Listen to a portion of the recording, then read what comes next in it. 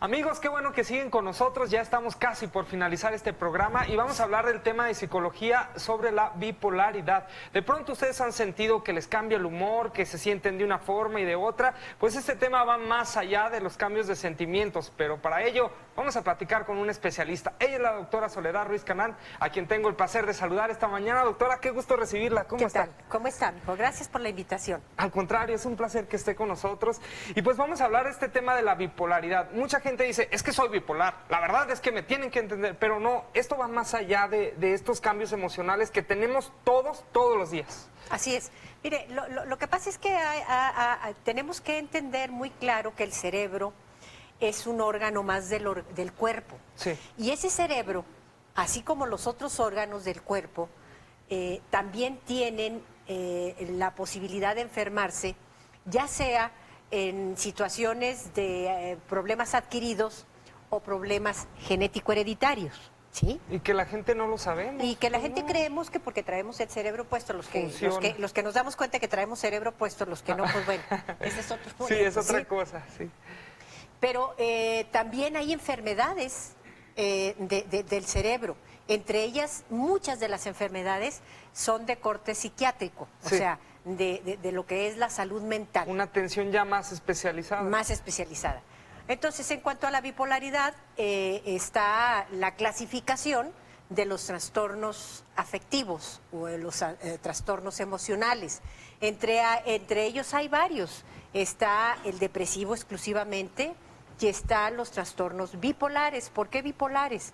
Porque en una sola persona puede haber las manifestaciones clínicas de que la gente anda eufórica, de que se habla con Dios, de que es presidente de la República, de que hace llamadas, o anda muy irritable si la gente lo contradice, no duerme, anda muy acelerado, muy dadivoso, o bien demasiado enojado con todo mundo porque todo mundo está mal menos él, que pueden llegar a un estado que pierden el contacto con la realidad. Ese es un estado de manía, ¿sí?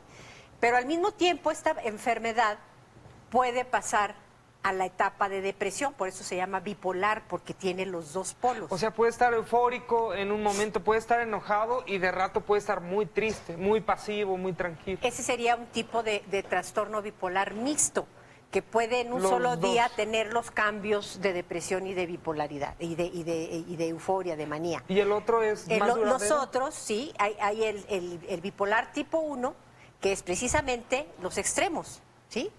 Y hay el bipolar 2, que es estado de depresión y estado de hipomanía, que es más abajo que el estado de manía, que anda aceleradísimo y que peligra para sí mismo y peligra para los demás. Y hay el cíclico, hay una variedad de clasificaciones de este tipo de enfermedades. Pero bueno, la clasificación, bueno, pues la gente no va a entender muchas cosas, pero que sepan que son enfermedades genético-hereditarias, o sea, que se heredan, que tienen genes que hacen que la enfermedad se desarrolle. Se desarrolle, sí. Así como el diabético, ¿sí? Las gentes con diabetes, vamos a decir, si hay una carga genética con los familiares, si papá y mamá son diabéticos, la probabilidad es del 50% de que los hijos salgan con diabetes, ¿sí? Oiga, doctora, y una pregunta, la verdad, sáquenos de duda. La gente que anda así por la vida y dice, es que me tienen que entender porque soy bipolar, ¿es cierto que tienen bipolaridad o simplemente cambiaron de humor? No, lo que pasa es que cuando hay un desconocimiento y una ignorancia al respecto de este tipo de padecimientos, pues la gente también recordemos que hay trastornos, como tienen que ver también con la conducta, hay trastornos del carácter y trastornos o rasgos de personalidad, que los trastornos del carácter eran lo que antes se llamaba neurosis. Sí. Entonces, hay gente que tiene en la crianza, porque infancia es destino, que la crianza fue muy difícil, muy complicada, y van creando un carácter que se va trastornando el carácter, que no tiene un carácter normal. Pero no necesariamente es bipolaridad, No, ¿verdad? por supuesto que no. Epidemiológicamente, el porcentaje de bipolaridad en la población es del 3 al 5%. Pues es muy bajo. Es Reina. bajo, ¿sí? Y es difícil la bipolaridad, digamos, cuando una persona realmente la tiene, es algo complicado para ella y para sus seres queridos? Para sus seres queridos. En primer lugar, ¿por qué? Porque el paciente, como son enfermedades que se pueden presentar o manifestar inclusive ya desde la niñez, en la preadolescencia, en gente joven, las personas que tienen esta enfermedad tienen una negación a aceptar que tienen un problema, y más cuando están en estados de manía, pues olvídese, o sea, porque pueden llegar a tener estados de psicosis, pérdida de contacto con la realidad, que todo el mundo los persigue, que todo el mundo los ve, que todo el mundo los vigila, que es paranoia, pero con un contenido afectivo, ¿sí? Grandilocuente, megalomaníaco, como dicen por ahí, ¿sí? Entonces, este tipo de enfermedades, primero, el paciente tiene una negación a aceptarla. Segundo, la familia también tiene una negación a aceptarla. Dice, siempre está de malas, siempre... No, o hay cuadros muy severos en donde hay que actuar y te tiene inclusive que hospitalizar al paciente.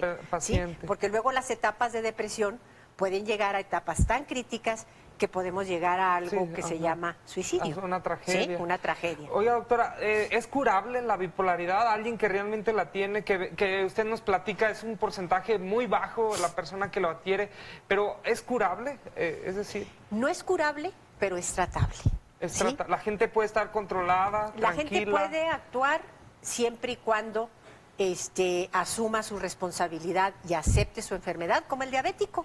El diabético que acepta que tiene un problema, se inyecta su insulina, tiene sus actividades de su dieta, sabe, inclusive aprende a comer más sano, sabe qué circunstancias de la vida no debe de hacer, se puede morir de otra cosa menos de su diabetes. Eso, claro. ¿Sí? En las cuestiones de la salud mental es más difícil, más complicado. Máxime si son personas que vienen con ciertos hábitos o con cierta forma de actuar. Por ejemplo, las adicciones son un detonante para que se desarrollen y sean propicios el desarrollo de este tipo de padecimientos. ¿Sí? Oiga, doctora, el alcohol, la marihuana, no se diga las metanfetaminas, otro tipo de sustancias. Y para la gente que nos está viendo en casa, ya dijimos que la bipolaridad se presenta en un porcentaje bajo, pero para la gente que nos está viendo en casa y dice, yo de pronto tengo estos cambios de temperamento, de humor, ¿usted qué nos recomienda? ¿A lo mejor respirar? ¿A lo mejor...? No, a ver, hay lo que se llama el estado ciclotímico, ¿sí? Que no llega ni a un estado de manía ni a un estado de depresión importante, ¿sí? A la mitad. Que gira en torno a una depresión o un estado eufórico tranquilo, que requiere también de tratamiento, ¿sí? Pero hay que buscar la manera de hacer los estudios que se le tienen que hacer al paciente, un electroencefalograma para ver si no hay algún daño cerebral, porque hay daños cerebrales sobre todo localizados en lóbulos frontales, parietales y temporales, que nos pueden hacer cuadros muy parecidos a la manía y a la depresión, pero que estos son adquiridos, no son genéticos. Y entonces, en este sentido, hay que hacer exámenes de laboratorio, porque un estado por ejemplo, un trastorno de tiroides, un hipotiroidismo nos puede dar un cuadro de depresión. Claro. Un estado de hipertiroidismo nos da un acelere y creemos que estamos con mucha ansiedad y que andamos... Sí, entonces hay que hacer diagnósticos precisos, claros, hacer a un lado los diagnósticos que tenemos que hacer, que hacer el diagnóstico diferencial para saber exactamente el cuadro en el que tenemos. ¿Tienen tratamiento? ¿Tienen control? ¿Sí? No son curables, porque si hay mucha gente que se va con la finta o que los médicos, con tal de tener pacientes, les dice que los van a curar. Y es mentira. Ahí está la recomendación, y la conclusión de este día es que la gente acuda con profesionales de la salud mental para que tengan una vida más plena. Doctora, le agradecemos mucho. Muchísimas gracias por la invitación. Qué importante es atender todos los temas de salud. De salud mental. De salud mental, y pues sobre todo es para que tengan una vida más plena. Compañeros, ¿a qué nos vamos? Nos vamos, ya, se acabó el programa. Ay, avíseme, doctora, muchísimas gracias. Nos tocó despedir el programa, los esperamos mañana. Tenemos una entrevista con CD9, fíjese. Pero mañana es uno de los artistas de la feria. Mañana en Hoy en Durango. Gracias, pásenla bien, hasta luego. Muchas gracias, doctora.